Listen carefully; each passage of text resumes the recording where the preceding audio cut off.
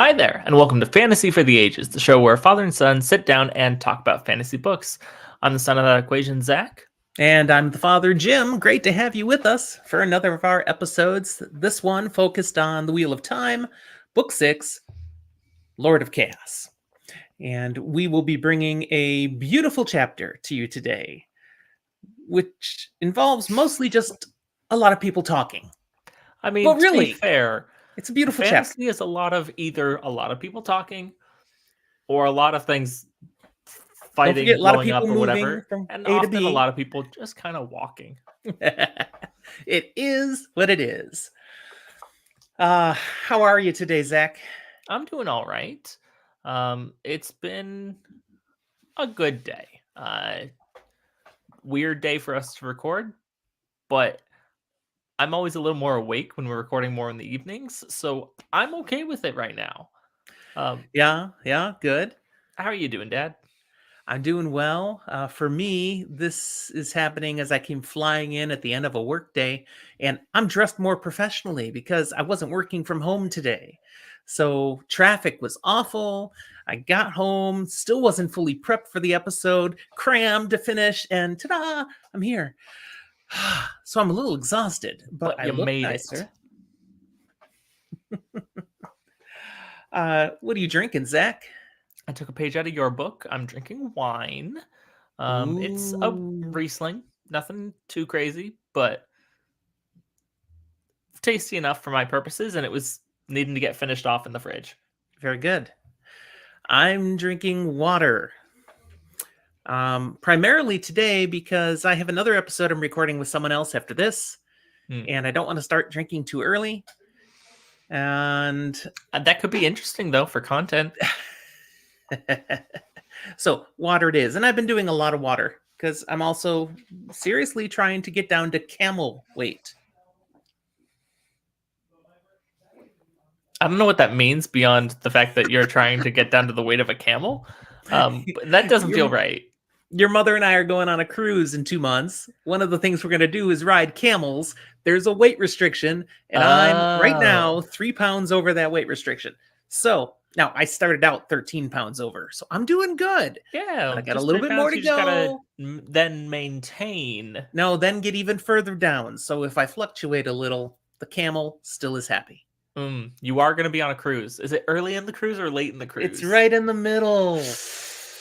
Yeah, I better get some cushion weight down. Yeah, Just a yeah. little So bit. I'm going to Maybe keep make working sure at it, you're working out on the ship. which means I have not been drinking alcohol much. I haven't had anything in 2 weeks.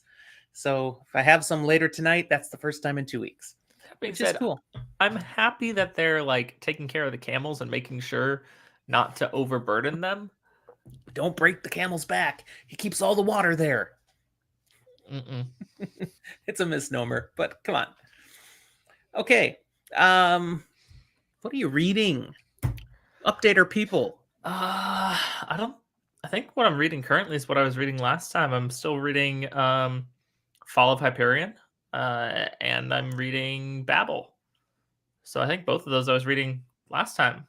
Oh, Okay. and Gardens of the Moon, but that one's I get to it every now and then. I'm still reading two things from Stephen King, Duma Key, which I keep getting just a little bit more all the time. So I still got over half of that to go. And Song of Susanna, which is book 6 of the Dark Tower 7-book series, and I am almost done with it. And I'll finish it this weekend. Okay. I literally have like 90 minutes left. And I am reading a book I cannot tell you about because it's by an author that hasn't been released yet. I'm the first one he shared it with.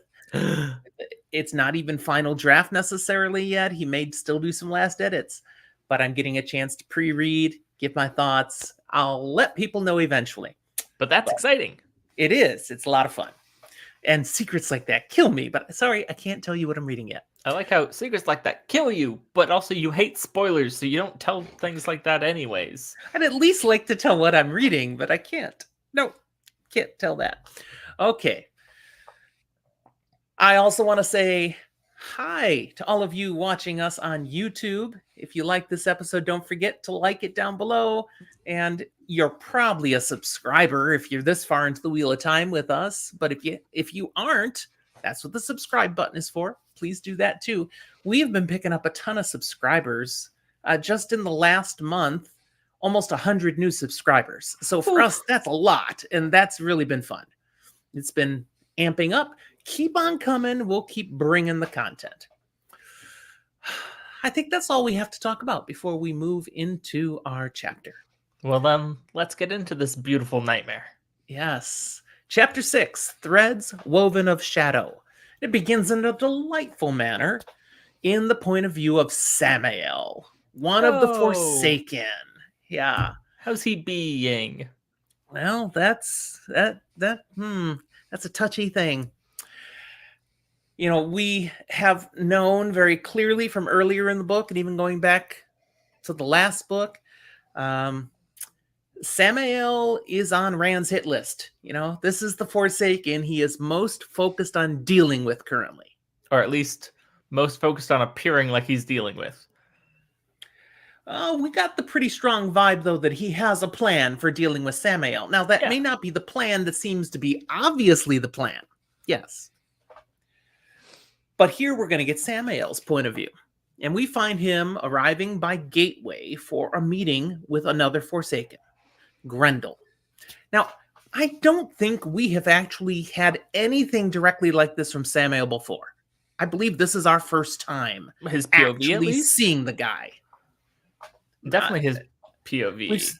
Because we've seen him not at meetings that others were at and talking about him not being there. We might have seen him at one meeting a couple books ago. And the meeting that I'm thinking that we might have seen him at was one where we weren't actually seeing much of the meeting. It was like we were seeing someone spying on the meeting and it went badly. Yeah. But lately, Samael has really been hunkering down in his area of strength, which is, of course, Ilion. Yeah, where he poses as Lord Brend, the ruler of the Nine and all of the city and country. So from this meeting with Grendel, we learn numerous fascinating things, such as Samael has avoided meeting with the other grouped Forsaken, but he continues to meet with Grendel. And this is not the first time the two of them have connected.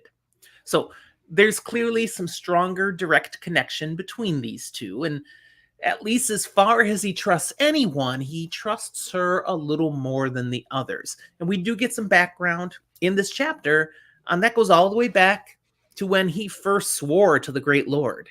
And she was there. They kind of did it at the same time. So they held hands. They're dark buddies. Do you have your dark friend buddy? That's right. We see a little bit about Grendel here, and she is wearing Domani attire. So as the women of Eridoman dress, which makes sense because we very clearly come to learn that's where she is. Now, she's in this chaotic region. Could have been possible that she was totally lying and just put it on to make it seem like she was from there. Could have been. But we're pretty sure, no, she's there. No, we get a little more clear information about this as the chapter proceeds. That's totally where she is, and she likes dressing like them. Now, do you remember the style of the Domani women? It was something Nynaeve tried the dress out and thought it was cool for a reason. Domani, was that skin tight or see-through? Oh, yes, so skin tight. Or clingy, both. clingy. Everything's covered, but practically not. I mean, you can see everything underneath because of how clingy it is. And you know what? I bet she looks great. Grendel is taking it to extremes. So it's really like, why are you even wearing anything when he looks at her? Which is funny. And we get this in his POV, thinking back to how she was before she turned to the dark. Because she was a famous ascetic. Now, some of you may not know what ascetic means, but basically we're talking about she was a person who pursued purity and abstained from pleasures. She was known for high virtue. She was famous for this, for great self-discipline, never giving in to the impulses that others so commonly did. She was basically a nun. A nun of nuns, yes. She was a paragon of virtue. She also had great renown for her abilities with healing the damaged mind. She understood how people's minds worked, and she actually would channel with that knowledge to help heal people, help bring them back into a more whole state. But People would come from far and wide for this. when you make an oath to the dark, all those repressed urges maybe come to the surface and take a darker turn. Amen. So she has been ever since the absolute opposite of what she was before, flaunting her sexuality, enjoying pets. Yeah, some of this is like good for her. Some of this is like, don't do that to people. She basically now enjoys having a BDSM parlor at all times.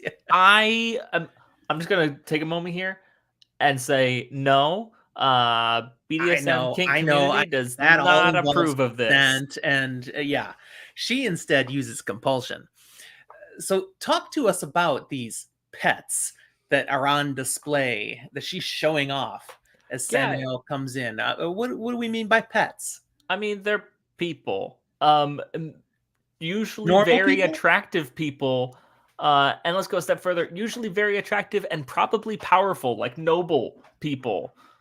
And practically naked people. Or often fully just naked. Yes.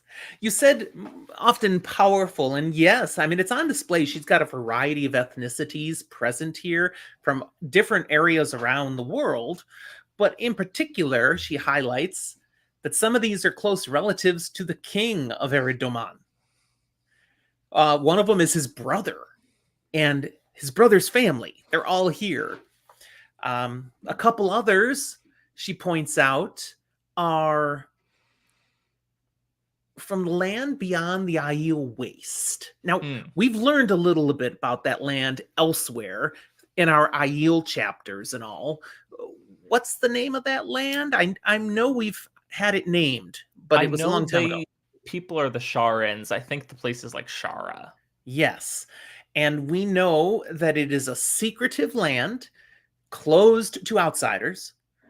Those who are allowed to travel across the Aiel Waste for trade, as well as the Aiel themselves, can trade with the Sharans, but only in certain specific villages, and they can't go beyond that at all. They see what the Sharans choose to show them. So nobody really knows anything about the land itself. I think we even got mention from the Sea Folk at one point, talk about going over there and trading with them, but it was the sort of thing of like, no, you go to a certain point and you trade at these like set up trade depots. You don't actually see any of their civilization. Anyone who has tried to land somewhere else or go in further is never seen again. Yes, that was mentioned. So she's got 2 people from the land of Shara with her. So she's been getting around. And she highlights these 2, the Shabate and the Shaboan. And she's going to talk more about them a little later, so I won't talk about them more now. But it strikes Samael that she's highlighting these 2 from distant, far-off Shara in the midst of all the yakking and prattling on she does. And he's remembering this is her MO. She will yak about a whole bunch of things and bring out things and this and that and that, but everything she's saying still has an actual purpose. She is no bubblehead. She's doing and saying things for reasons. And so when she's highlighting the Shaboan and the Shipate, he's like, what is she getting at? What is the reason that she's bringing them out and pointing them? I'm going to tell you right now, we don't get a great answer here. We don't get a great answer, but for first-time readers, there's some foreshadowing going on, so please remember that this is mentioned in this chapter. That's all we want to say right now. Grendel, we come to learn also in the conversation, is apparently hiding in plain sight in Eridoman. She has taken over the manor house of a lady, a noble of Eridoman. Now that lady is gone. she uses illusion to pose as that lady. So no one sees Grendel. No one knows Grendel is there except a few people working for her who happen to be dark friends. Everybody else thinks it's still this lady Basine. And she uses illusion to preserve that and compulsion whenever needed to make sure people leave thinking what she wants them to think they saw. And he's reminded also that is something she has always been very skilled with: illusion and compulsion. Another thing that comes out through the conversation is the bit about Nablus. Do you remind us what the deal is with Nablus and why it's important to the Chosen? It's kind of like the Chosen of Chosens, the true champion of the dark kind of thing. The one who will be elevated to be the Dark Lord, this Dark One, his champion here in the last battle. And not only his champion, but his one that all others will answer to. Yeah. And he held this out as a carrot to the Chosen, his Chosen. How will they earn the ability to be named Nablus and have all the others have to answer to them? How? He didn't make it real clear. No, not really. He's inviting creativity, but also like saying, don't you dare mess it up. So he's put this carrot out there. It's a goal they all want. He has not defined exactly how they can earn it, but it's there for them if they can win it. So what has been the result, therefore, amongst the Chosen as they all strive for this ultimate prize? They're more just trying to put each other down and or kill each other off, because it's exactly like corporate America. It's instead not of them supporting trying to make each other better or even support each other. It's competition that is trying to hurt each other's goals, so that, well, if they look worse, I look better by comparison. And thank goodness for the world, the Great Lord is such a horrible manager. Yeah. Because they don't cooperate very well. They don't trust each other. They may work together at times, but the moment it serves their purpose more to stab someone in the back, they're going to do it. Or in the front. I mean, just ask Asmodean. Without all that, Rand al'Thor never would have had a chance. But that's the way it's been. The wheel don't work together. The wheel wills. They have worked together at times, small groups of them. And that's something that we get reminded of through this conversation as well. But Samael, as he's thinking here about how he really can't trust anybody, even Grendel, he can only work with so far, because Samael wants to be Nablus. And he doesn't want to do anything that helps anyone else advance themselves so far that they might get farther than Samael. But his greatest fear is all this business with Rand al'Thor, that maybe the Great Lord actually has his eyes on Rand al'Thor to become Nablus. Yeah, we just take that great champion of the light and make him a champion of the dark, and, well, now you all bow to him again. You know, the whole reason you came over to the dark because you were jealous of him. So many of them were jealous of him as Lews Therin. Yeah. Samael, that's the last thing he would want to see. Now, he refuses to refer to Rand al'Thor as Lews Therin Telamon. Refuses to. Why? Does he not believe it? No, that's not it. He knows this is the soul of Lews Therin, now in the body of Rand al'Thor. Why won't he acknowledge him as Lews Therin then? Why does he? Because Grendel does all the time. I think partly because she knows it really bugs him. What's the deal? I think there's a lot of, like, he doesn't want to lend credibility to it. I like that. It's very much he's sure he's the Dragon Reborn, but he's not the guy that we faced in the Age of Legends. He's not that guy. He doesn't have this knowledge, this experience. This is a farmer thrust into this role with a lot of power. And some of that might be true. Some of that might be wishful thinking. But regardless, he feels like treating him almost with the respect of calling him LTT is just wrong. The more that he could just think of him as Randall Thor, it diminishes him. He's not a threat. He's not really something we need to worry about. Now, We that being said, certainly shouldn't have to think of him as becoming Nablus someday. you really haven't faced Randall Thor that much, and when you have, it hasn't worked out very well for you. So maybe you should worry about Randall Thor just as much as you did LTT. Now, Samael also has a fear that someone, maybe multiple of the Chosen, may have been helping Randall Thor. Maybe to curry favor, thinking Althor is going to become Nablus someday. Or perhaps on the Great Lord's orders to help Althor. He has no idea, but this really bugs him. Might he be onto something there, Zach? His reasoning is wrong, mostly, but he's technically right. Lanfear's worked with him, Asmodean's worked with him. Yes. Yes. Other people have at least worked to his benefit sometimes. Mm-hmm. For reasons. Of course, Samael considers Lanfear or Mogedion as possible helpers, so he does suspect Lanfear. He also suspects Mogedion. He doesn't know anything about either of their whereabouts, though, at this time.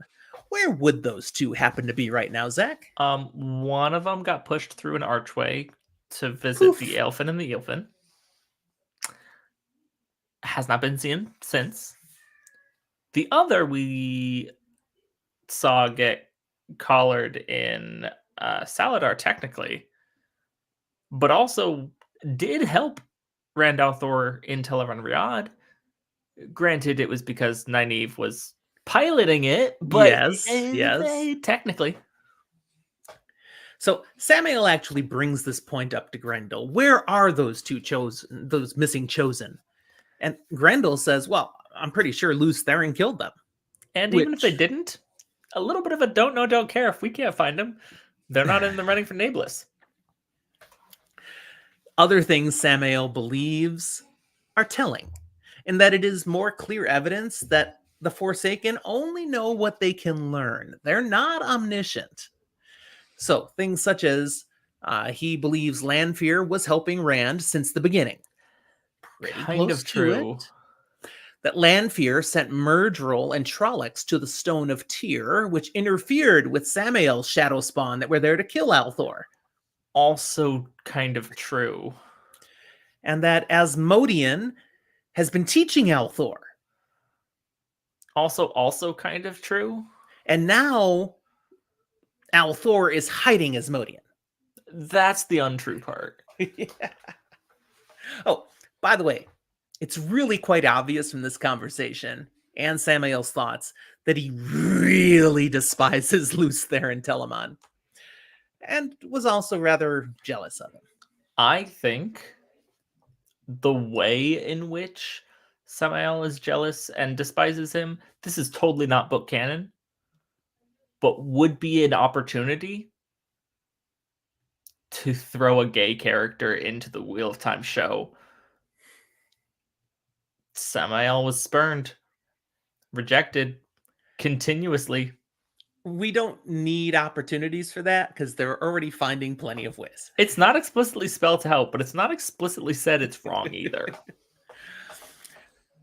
So Grendel, she's a manipulator of people. Again, she understood people's minds. So she's taunting Samael a bit over this whole circumstance of there's this great army that Luce Theron has gathered, clearly ready to hurl at you. What you gonna do about it? And she also reminds him, Luce Theron's already taken out so many who confronted him. Agenor, Balthamel, Shamael, Balal, Ravine, Lanfear, Asmodean, maybe even Mogedion. She lists off all of these as ones Althor has taken off the board. Now, granted, It's a lot. half of those either someone else took off the board or is back on the board. But that doesn't play into Samael or into Grendel's story. So she just heaps these on and then says, you appear to be next on the hit list, my friend. And he's just irked by this.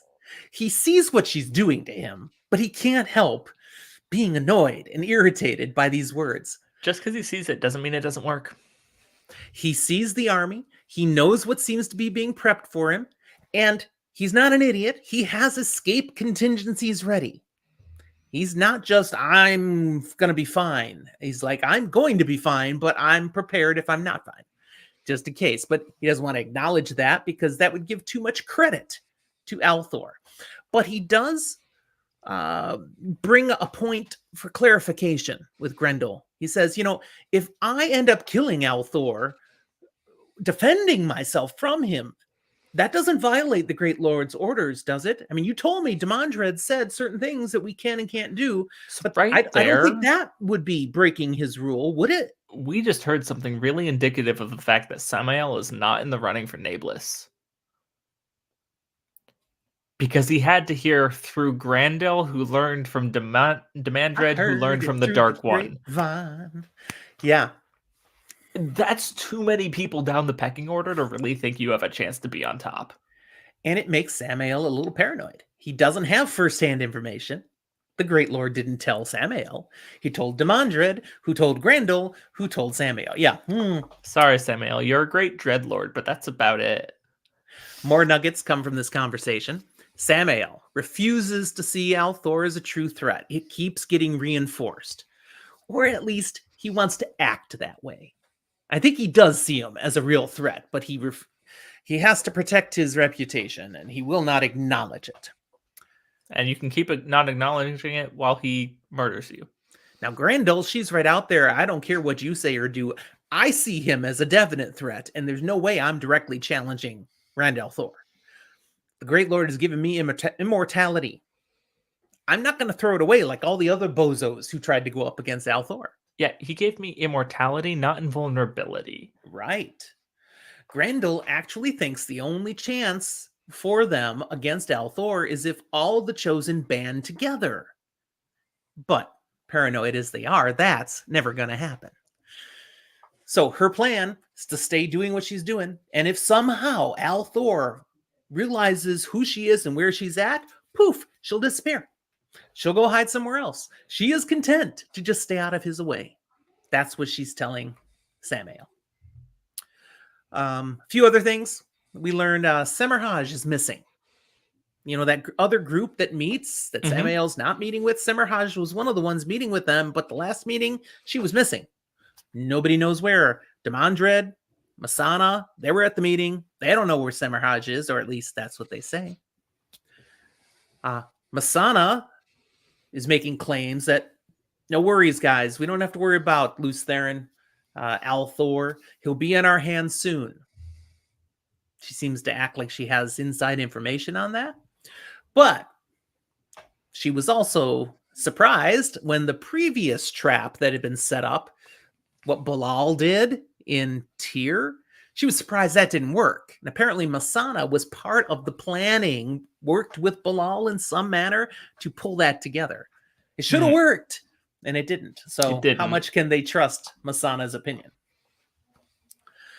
Grendel shares that Demandred is warning Samael to be careful. Now, through this, Samael gets the knowledge that Demandred knows Grendel and Samael have been meeting, and he's not real happy about that. Yeah. And a message sent to him by Demandred to be careful, he takes it as a threat. And it's probably fair to take it as a threat. It's not a be careful what you do, Rand al'Thor might kill you. It's more be careful what you do in regards to Rand al'Thor, or I might have to come kill you. Samael sends his own warding back through Grendel to Demandred. And basically, you know, he's worried about something with Demandred. Do you know what it is? Did you discern? It's not point blank said, but I inferred something. What do you think was inferred? I think he's afraid Demandred will try to directly interfere in what Samael does against al'Thor. When he tries to defend him, when he potentially takes him off the board, he thinks Demandred will try to muck it up, just like Lanfear previously tried to muck it up. In a similar way, I think it's a little bit of a vibe of like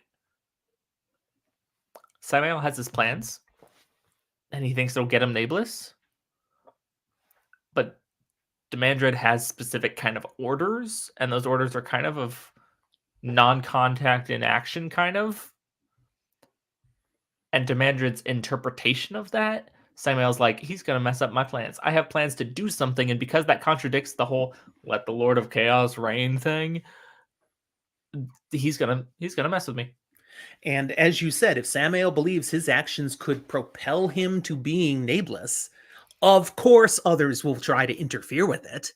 They don't want him to rule them all. Man, when did you get so paranoid? I tell you. Maybe when you got As in bed with villains. as the end of the chat is happening here, Grendel refers to her pet Sharans again. Reveals a little more information about them. They apparently rule the group of Sharans who can channel.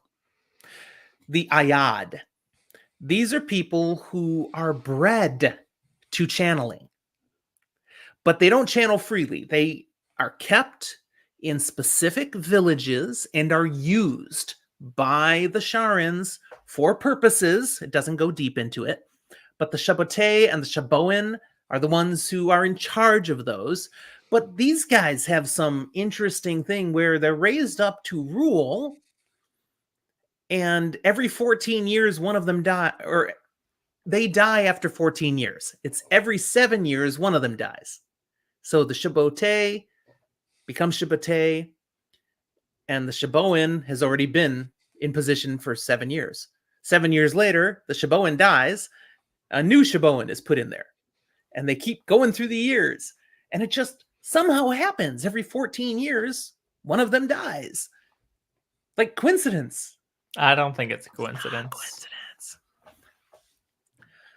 And they have this breeding program to continue to make more channelers and Which is create really people like the interesting. Shabote and the Shaboans. What? Which is really interesting because we've established that like it's not something you necessarily can breed for, but you can kind of breed it out. She actually describes specifically that any woman who can channel has to breed with the son of a woman who can channel and make children that way, because that increases the odds that you'll have children who can channel. And the males of this variety are only allowed to live till they're 21, and then they're killed. For reasons I think we understand. Okay, so all of this is being given to us. As readers, it's fascinating for us. As Samael, he's again going, why is she leaning into this? She even says, somebody might be able to do something with this eventually. Hold I mean, on. they're way over, too far away to, really do much good, but maybe? I just connected something a little weird there in my brain. The male leader of this group becomes leader at age 7.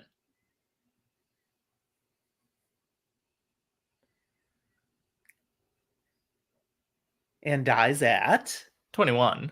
Yes. But it's like 7 years old. You're in charge. There you go. The meeting ends with Samael frustrated that Grendel really can't tell him all the things he wants to know, has poked his buttons a bit, and he's like, I'm out. Fine. And he gateways out. Unfortunately, something happens to one of Grendel's pets at that point, specifically to the demonic king's brother. Do you recall what happens? Does he get gatewayed? Right smack down the center, and quite gross. Oops. After Samael's departure, Grendel is like, ew. We'll have to replace that carpet. That's kind of her reaction. Yeah, she doesn't care about him being sliced in half. She cares about so the mess that was made on the carpet. She also makes a comment about these Sharans that she has and says, amazing how much work it was to get these two just for these few minutes. So again, She got these two just for this meeting with Samael. Yeah, they weren't her pets per se. Rather, this was a performance for Samael for a She reason. also says, and any Sharans would have done. She chose to get these two because she has standards. She only wants the best for her pets. So that's why she chose these two particular ones. But she's acknowledging here it didn't have to be these two. She just needed two Sharans. What the heck do you think was actually going on there? The book does not tell here, so speculate. What might you read into that?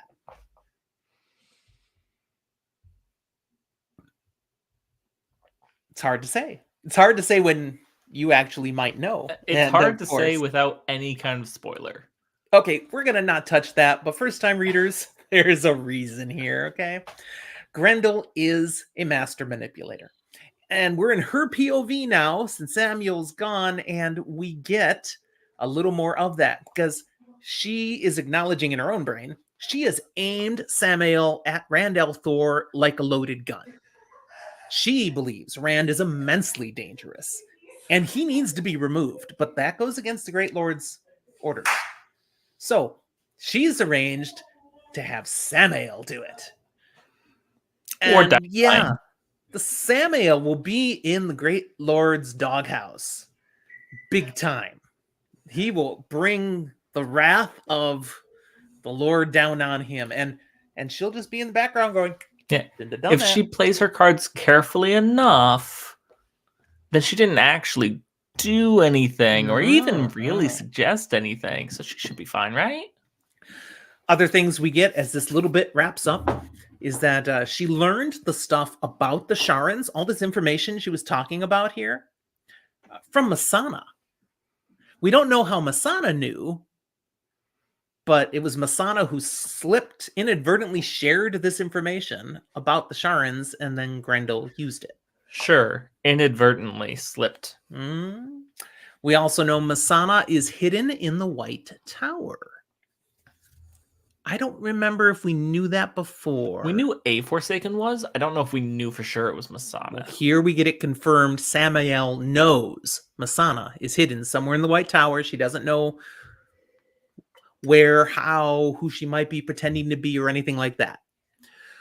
We also know she does not know where Demandred or Semerhaj have placed themselves. Yes, she knows where Masana is. She's figured that one out. She doesn't know where the other two are. If she could figure that out, she thinks she could decipher what their plans might be, but that's still work to be done. With that, her thoughts are interrupted as one of her servants comes in, announcing she has a guest, Lord Ituralda. Remember that name. And we can infer very quickly, Lord Ituralda is not one of her cozy dark friends because she assumes the illusion of the Lady Bassine for this meeting. She's going to play out her role as she meets with this other lord. For the last bit of the chapter, we jump to a new POV. Semerhaj, where nobody knew where she was. Okay, there's a reason for that. She is somewhere that's unidentified, but it's a place with rooms that are lit by glow bulbs, which she thinks to herself, she's not sure where the Great Lord pulled these from. So she's in a place that's been set up with past age technology by the Great Lord for her to do something. Those are all pieces we can put together.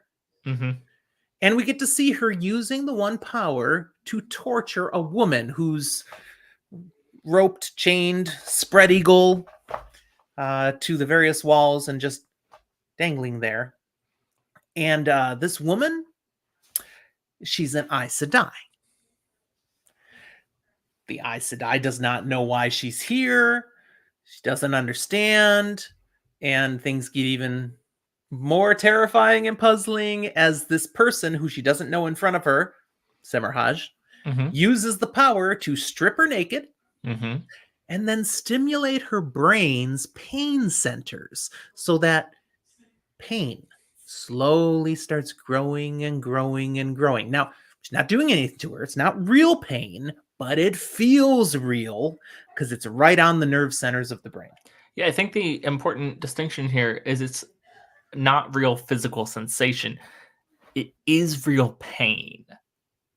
The brain processes it. It's true. And that's a great point. For instance, when people, due to some injury, accident, a military thing, lose a limb, phantom pain is a very real thing.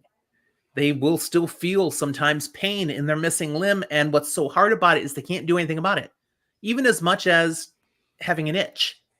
And you can't get rid of the itch because there's nothing to itch, but the brain still feels it.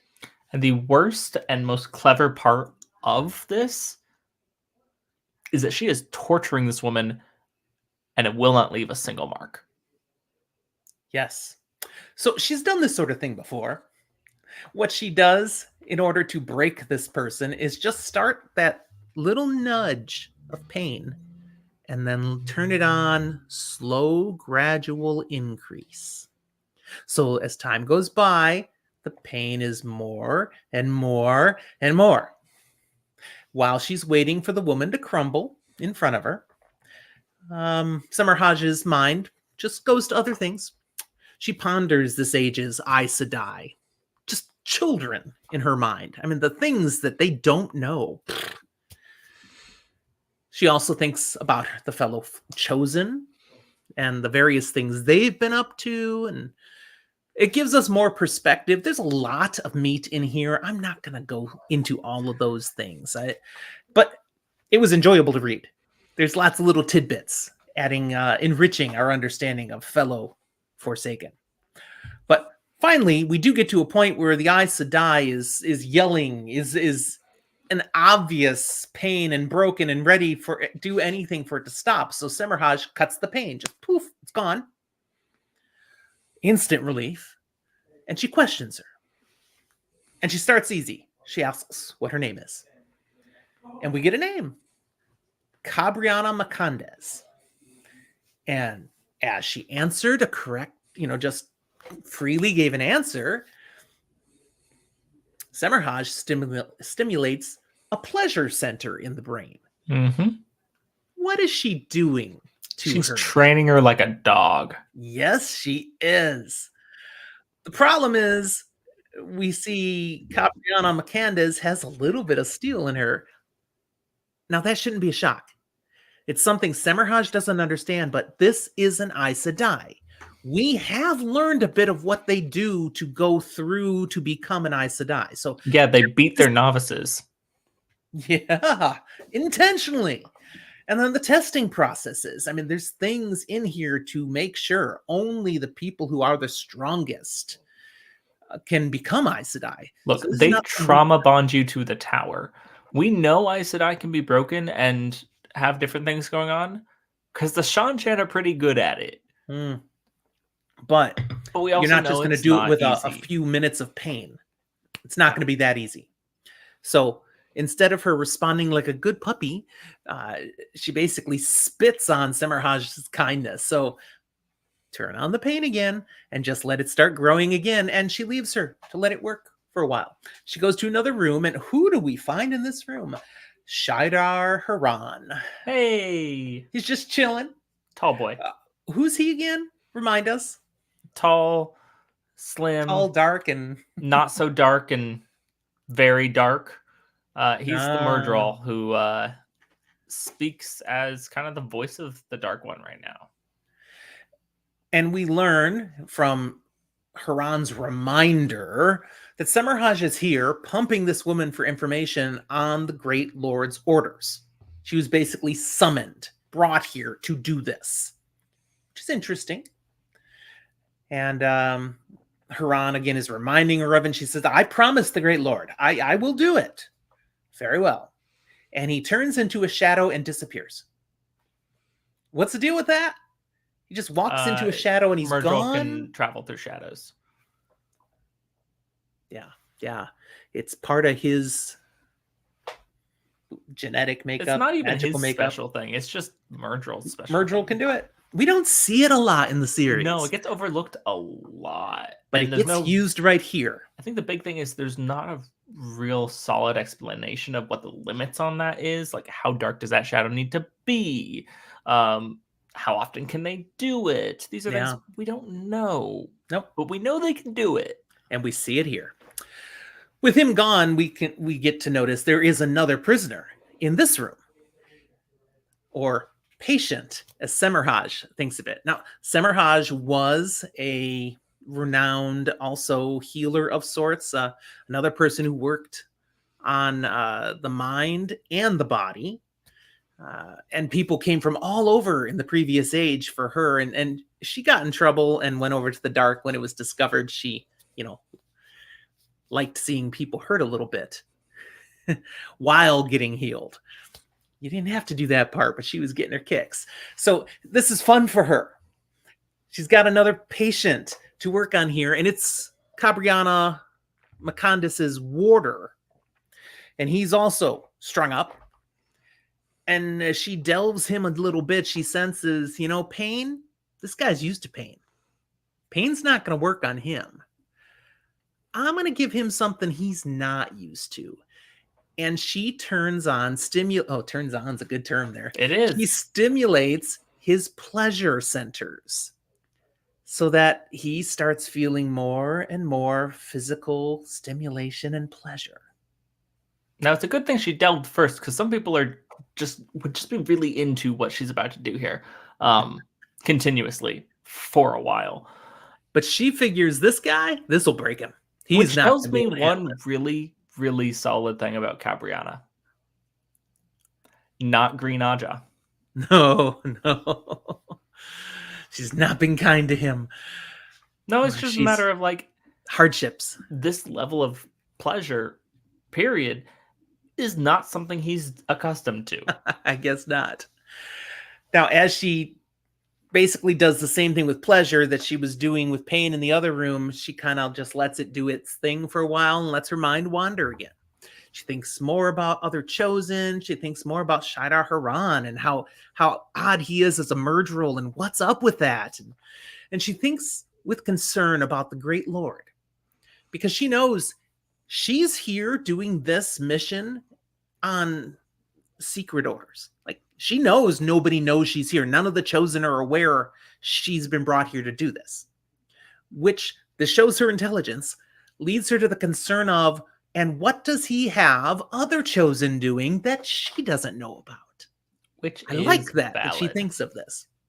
And that gets her so concerned and down a rabbit hole that she's really just stuck thinking about this when she feels an odd sense in her brain and turns back to the warder, who's quite dead. She literally pleasured him to death. Which, quite literally, any sensation too far, yeah, it can literally break someone. So don't do that. So the sarcastic comment would be, "Ooh, what a way to go!" But no, anything. Too much. So much a thing is too much of a good thing. Yes. But she's like, oh, well, these things happen sometimes. Guess I need to rein myself in a little bit. Goes back to Cabriana. She's the only one I have left to work with.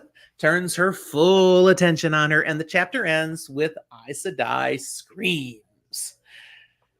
And that's where we're going to stop today, because that chapter alone took us about 45 minutes. And I didn't have time to prepare any more notes. So good enough. And there's a lot there. Oh, yeah. I mean, Forsaken chapters. I dug that. To get their perspective on things was pretty cool.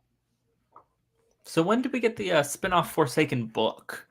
Oh, man. Again, Outrigger novels. Robert Jordan didn't get to them. It's a loss for us all. All right.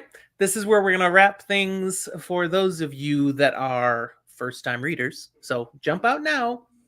And thanks for being with us. We'll talk to you next time. But for the rest of you, I should hit this. The spoiler room. And let's roll to see who gets to spoil something fully first. Okay, that didn't roll. It just thunked one. I was using my big one and it flipped one thing. Ooh. There we go. Unfortunately, that's worse. So I have a 4. One first. I had a 3. I won with a frickin' 4. Wow. Okay. What I'm going to go with is Grendel. It's delightful that she is hiding in plain sight and not gonna take on Randall Thor up front. And there's a lot of things, a lot of angles I could go with on this, but the one I want to take with is she shows right here, right now, her full willingness to be involved, trying to counteract things that she thinks don't go with her best interests, even if it might be not what the Great Lord wants, as she's manipulated Samael to hopefully take out Randall Thor. And if that doesn't work, well, Samael will probably be dead. Either way, she comes out ahead. And we will see her do things like this again and again. And ultimately and masterfully, we're going to see this in the final book when she manipulates the great generals. Again, she's messing with all the plans of the army at the last battle by twisting the minds of the leaders who are here to do all this. And one of those is the man she's meeting with right now, Lord Iturralde. Rodel Iturralde, one of the great leaders, the 5 generals. The 5 great generals. Yeah. And maybe it starts right here as she plants little seeds, because she can do whatever she wants. Her abilities with compulsion are incredible. So here it is. Starts right here, all the way back. And the way she manipulates from the background, it's a masterful thing that almost ruins the last battle for the light. And she didn't do anything directly. She's not out there in front of an army. It's not that kind of risk. She's in the background, secretive the whole time. Love it. Okay, what's yours? I'm going to go a little bit weird and off here, because it'll be a spoiler that is confirmed, along with just a little bit of speculation on my part saying, I think this happened. Okay. I think Samaraj is going to learn better how to break Aes Sedai. Because she's doing it here. Mm-hmm. But like I mentioned earlier, the Shan-Chan already have done that and been doing that and been doing it well. And the next time that we really see Samaraj doing something, not just being, but doing something, she's with the Shan-Chan. That's where she's infiltrated. That's where she comes back from. I think she goes and learns something from this new age. For all the things that they lost and that she recounts and going, oh, it's so sad that they've lost so much in this age.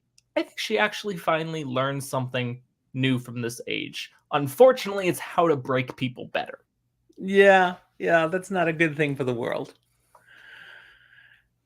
This particular thing, it's a little extra spoil I'll throw in. She does learn some knowledge here from Cabriana that we don't get to hear right now, but it does come out later. Stuff that she acts upon because she got it from this person. So it's a good name for people to remember. I certainly didn't catch it the first time. I'm not sure catch it I know what it is we're talking about right now. See, you didn't catch it.